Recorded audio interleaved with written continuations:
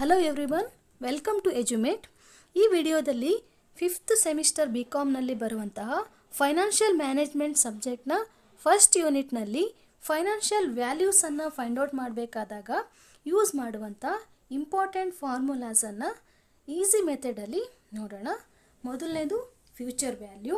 Future value ಅಂತ ಅಂದರೆ ಒಂದು ಸ್ಪೆಸಿಫೈಡ್ ಸಮ್ನ ವ್ಯಾಲ್ಯೂ ಅಟ್ ಪ್ರೆಸೆಂಟಲ್ಲಿ ಏನಿರುತ್ತೆ ಆ ವ್ಯಾಲ್ಯೂ ಫ್ಯೂಚರ್ನ ಒಂದು ಪರ್ಟಿಕ್ಯುಲರ್ ಪೀರಿಯಡ್ ಆಫ್ ಟೈಮ್ನಲ್ಲಿರುವಂಥ ವ್ಯಾಲ್ಯೂಗೆ ಈಕ್ವಲ್ ಇದ್ದರೆ ಅದನ್ನು ಫ್ಯೂಚರ್ ವ್ಯಾಲ್ಯೂ ಅಂತ ಕರಿತೀವಿ.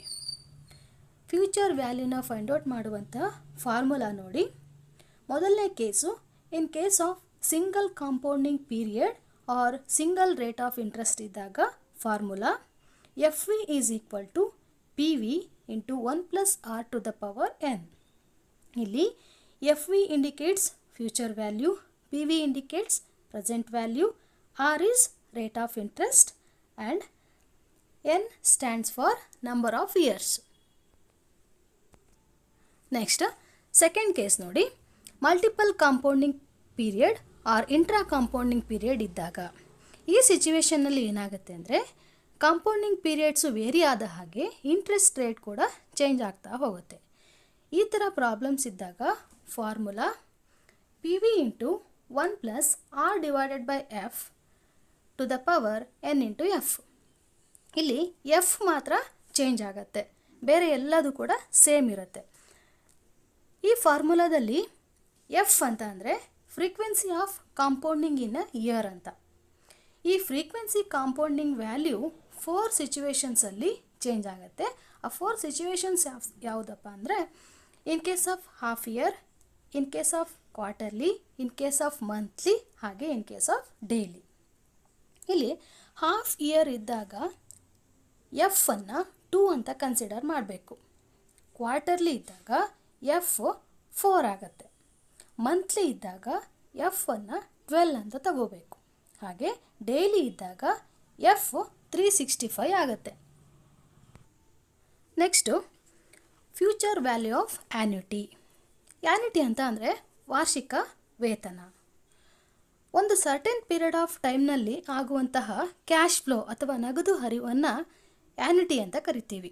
ಆ್ಯನ್ಯುಟಿ ಅನ್ನುವಂಥದ್ದು ಒಂದು ನಿರ್ದಿಷ್ಟ ವರ್ಷದ ಅಥವಾ ವರ್ಷಗಳ ಫಿಕ್ಸ್ಡ್ ಪೇಮೆಂಟ್ ಅಥವಾ ರೆಸಿಪ್ಟ್ ಆಗಿರುತ್ತೆ. ಪೇಮೆಂಟ್ ಅಥವಾ ರೆಸಿಪ್ಟ್ ಆಗಿರುತ್ತೆ.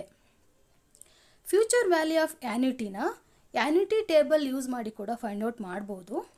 ಹಾಗೆ ಈಸಿ ಮೆಥಡ್ನಲ್ಲಿ ಈ ಫಾರ್ಮುಲಾ ಯೂಸ್ ಮಾಡಿ ಫೈಂಡ್ ಔಟ್ ಮಾಡ್ಬೋದು. ಇದರಲ್ಲಿ 2 ಸಿಚುವೇಷನ್ಸ್ ಬರುತ್ತೆ.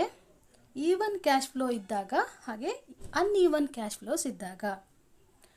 ಮೊದಲನೇದು ಈವನ್ ಕ್ಯಾಶ್ ಫ್ಲೋಸ್ ಇದ್ದಾಗ ಫಾರ್ಮುಲಾ ನೋಡಿ. FVA future value of annuity is equal to R into 1 + I to the power n-1 plus R into 1 + I to the power n-2 ಹೀಗೆ continue ಆಗ್ತಾ ಹೋಗುತ್ತೆ. ಇಲ್ಲಿ FVA ಅಂತಂದರೆ future value of annuity, R ಅಂದರೆ even cash flow, R ಅಂದರೆ even cash flow, I stand for rate of interest and N stand for number of years. ಹಾಗೆ second case uneven cash flows ಇದ್ದಾಗ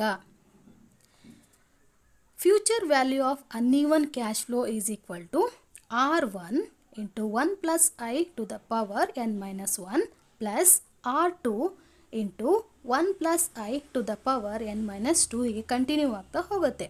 ಇಲ್ಲಿ R1, R2, R3 ಇವೆಲ್ಲವೂ ಕೂಡ uneven cash flows.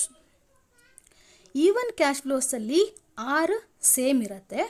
Uneven cash ಫ್ಲೋಸಲ್ಲಿ ಬೇರೆ ಬೇರೆ ವರ್ಷಗಳ ಕ್ಯಾಶ್ ಫ್ಲೋಸು ಚೇಂಜ್ ಆಗಿರುತ್ತೆ, ವೇರಿ ಆಗಿರುತ್ತೆ. ಹಾಗಾಗಿ ಈ ಫಾರ್ಮುಲಾನ ಯೂಸ್ ಮಾಡ್ತೀವಿ. ಇದಿಷ್ಟು ಫ್ಯೂಚರ್ ವ್ಯಾಲ್ಯೂಸಲ್ಲಿ ಬರುವಂಥ ಫಾರ್ಮುಲಾಸ್. ನೆಕ್ಸ್ಟ್ ವಿಡಿಯೋದಲ್ಲಿ ಪ್ರೆಸೆಂಟ್ ವ್ಯಾಲ್ಯೂದಲ್ಲಿ ಬರುವಂಥ ಫಾರ್ಮುಲಾಸನ್ನು ನೋಡೋಣ. Thank you.